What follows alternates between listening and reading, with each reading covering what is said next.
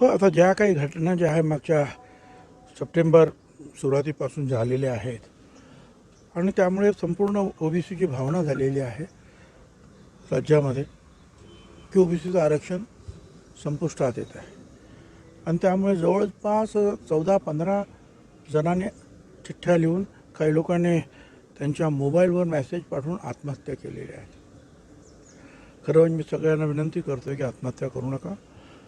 आपण कोर्टातही लढतो आहोत, आपण रस्त्यावर सुद्धा आपली ताकद दाखवून निश्चितपणे जे आहे आपल्या या आरक्षणाला धक्का लागणार नाही याच्यासाठी शेवटपर्यंत आम्ही प्रयत्नाची पराकाष्ठा करणार आहोत. आणि त्याचाच एक भाग म्हणून आज बीडमध्ये ज्या बीडमध्ये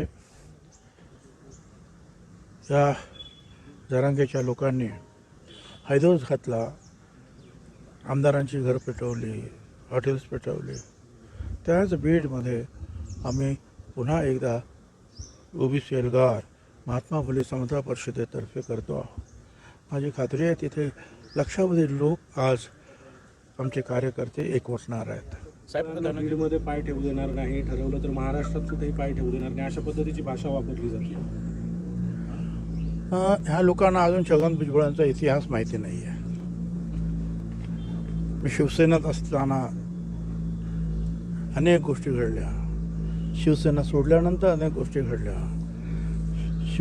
काँग्रेसमध्ये गेल्यानंतर शिवसेनेच्या विरोधात गेल्यानंतर अनेक गोष्टी घडल्या आणि अनेकांची अशी आव्हानं जी आहेत छगन भुजबळांनी पचवलेली आहेत हे त्यांना अजून माहिती नाही. कारण ते त्यावेळेला राजकारणात काय कदाचित ते शाळेत सुद्धा नसतील, एवढे लहान असतील बिचारे, त्यामुळे ते अशा ज्यात फालतू वल्गना करतात.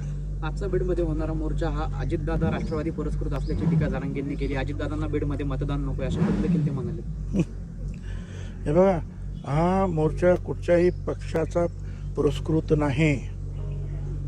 तो राष्ट्रवादीचा नाही, तो BJPचा नाही, तो कुठल्याही शिवसेनेचा नाही, काँग्रेसचा नाही. हा आहे महात्मा फुले समता परिषद प्रणीत ओबीसी एल्गार.